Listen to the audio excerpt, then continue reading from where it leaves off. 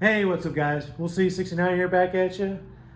And unfortunately, I got some really bad news. Project Joey here, the all swap Explorer. I think we got something going on with the engine. Just a little story on what happened there. I backed it out the other night because there was a big thunderstorm coming, and he's dirty. Like, I mean, he had a layer of dust on him. It was really bad.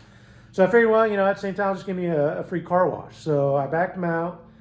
Speaking of which, that 4L80 transmission works perfect. Went in drive, went in reverse, just beautiful.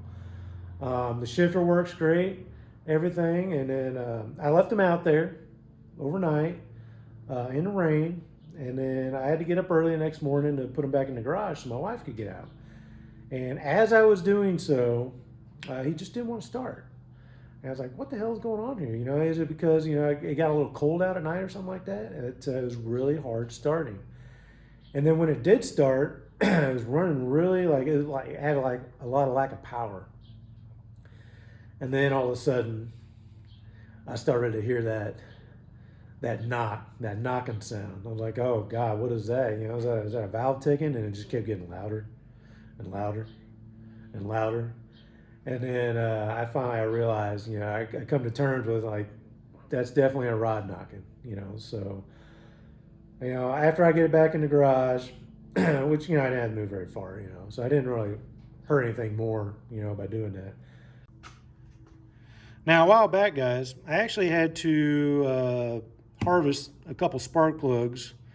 Some of the plugs that came in the engine when I got it from the junkyard. I had to harvest a few for my first gen Chevy because I had a misfire and it turned out to be a broken plug, and one of the other ones wasn't clicking very good, so I changed two of them out. But anyway, they didn't look like this. That's actually running in the first gen for like a month. When I pulled them out, they actually looked like this over here. So when I pulled those out, I definitely knew that this engine was burning some oil.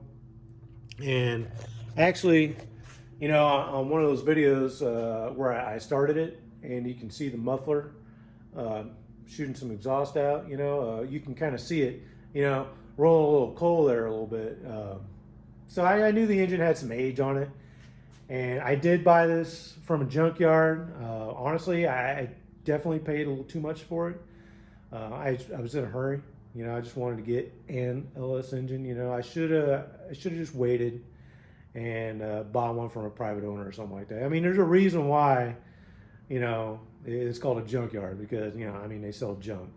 But anyway, I didn't run the engine very hard after, it started knocking. I pulled it right back in the garage. So I think what I'm going to do now is I'm going to pull that oil filter, and I'll show you guys, what I find. I might even cut it open just to see, verify that, there's a lot of metal floating around in there.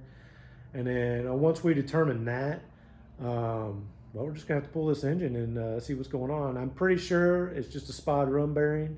Hopefully it's just one or two and we can get that crank fixed. I don't know. First step is pull this oil filter, see what we get. All right, got me a couple clean oil pans here. I want to get underneath there and see what we got.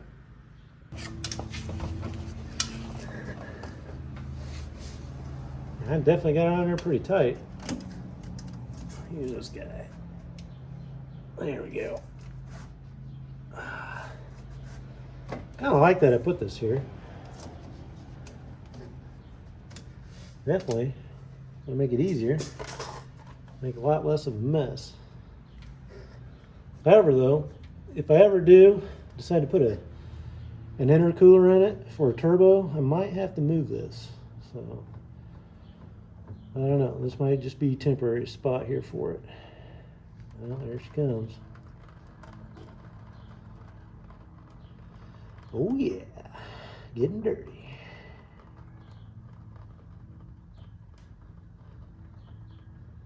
Wow, I think I can already feel metal in my hands. Man, that really sucks, guys. And it's kind of got kind of a weird smell to it, actually. I don't know if this thing, maybe a hydrolock you know, with some gas or something like that. I don't know. I've heard of that happening, you know, like an injector dumping a bunch of fuel in the cylinder, and then, which I could see having a bad injector, you know, like a junkyard engine. We'll find out. Oh, that's got some long threads on it, I tell you. Don't want to spill it. There we go. There we go. Should be wearing some gloves, but right now I'm out, so we're doing it the old-fashioned way. Man, I tell you, that smells like gas. I bet you that's exactly what happened. All right, guys. Got the oil filter off. Now, this stuff here is just some, I think it's some ARP thread lube or something like that I used on there when I put it on. However, got it off. I don't know if you guys can see that or not very well, but oh yeah, there it is. There's definitely some shiny flakes up in this oil. So we definitely got some kind of bearing failure going on here. Let's pour this sucker out, see what we got. Yeah, you can tell it's got fuel in it. So one of them injectors hung open or something. Oh yeah, look at that. Yeah, you guys see those ripples? That is bad news right there. Bad news. Oh God, this sucks.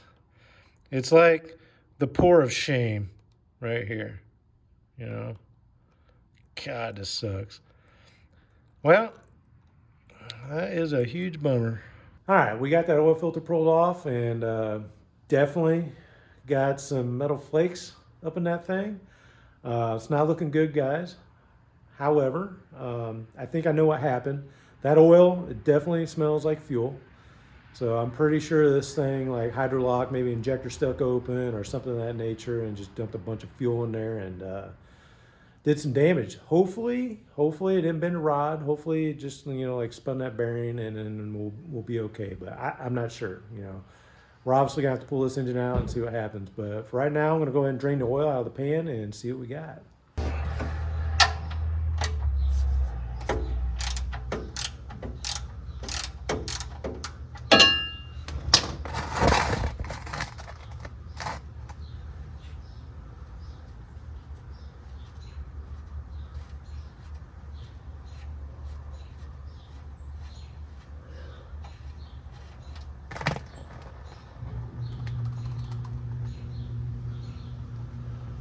Nothing on the end of this plug. I think it's magnetic too. Or not.